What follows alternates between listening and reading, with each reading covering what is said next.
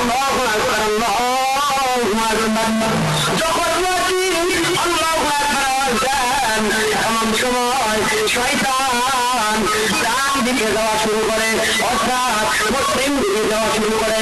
যখন পশ্চিম দিকে আবার আযানের আওয়াজ পায়, মুয়াজ্জিন পশ্চিম দিক থেকে উত্তর দিকে ছোটাছুটি শুরু করে।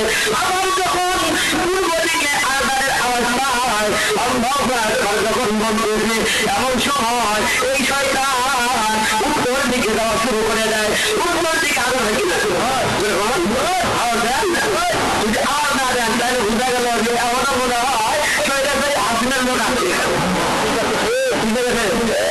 আওয়াজ দিকে যখন দেখেন মুয়াজ্জিন আল্লাহু আকবার আযানের ঘটিয়ে দেয়, উত্তর পাশে যখন শয়তান দৌড়াতে শুরু করে দেয়, এমন অবস্থায় দক্ষিণ দিকে শয়তান যাওয়ার জন্য রওনা। এমন অবস্থায় দক্ষিণ দিকে যখন আল্লাহু আকবার আওয়াজ ভেসে আসে, শয়তান মাটির দিকে যাওয়া শুরু করে দেয়। মাটির দিকে যখন যাওয়া শুরু করে দেয়, পরিচিত আছে পরিচিত আছে মুসলমান ভাইরা আমার কথাগুলো খেয়াল করে শুনবেন। যখন শয়তান নিচের দিকে না যেতে পারে, শয়তান উপরের দিকে রওনা হয়। আবার যখন চতুর্পাশে আযানের আওয়াজ পায়, হওয়ার কারণে আযানটা চতুর্পাশে ঘোরা শুরু করে দেয়। মুহাদ্দিসিনগণ ব্যাখ্যা করেন, বর্তমান বিজ্ঞানীগণ ব্যাখ্যা করেন, যখন কোনো মানুষ আওয়াজ দেয়, এই আওয়াজটা সঙ্গে সঙ্গে বিনষ্ট হয়ে যায় না, এটা সংরক্ষণ অবস্থায় থাকে। যেরকম ভাবে আপনি মোবাইলে কথা বলেন, মোবাইলে কথা বলার আওয়াজ আপনার যেই কথাটা খুব ভালো থাকে না।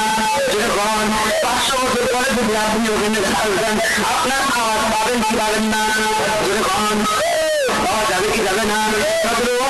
আল্লাহ রাব্বুল আলামিন দুনিয়ার জমিনদার যা কিছু করেন না কেন, একটাও বিনষ্ট হয় না, সংরক্ষণ করাই থাকে।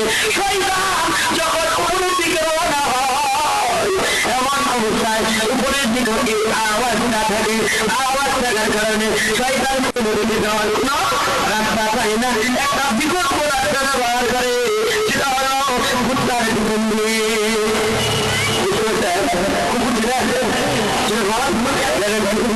আছে। মুয়াজ্জিন যখন আযান দেয়, কি দেয়? কি আযান দেয়?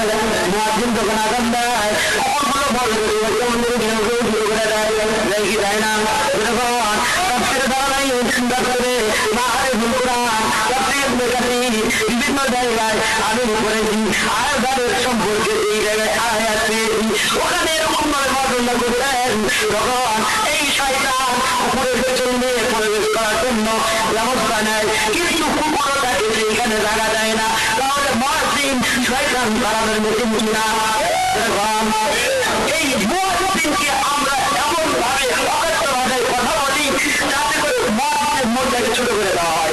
আর যদি বলা হয় তখন বলে যে মুয়াজ্জিন সাহেব মসজিদের ভিতরে আছে, এই ময়লাগুলো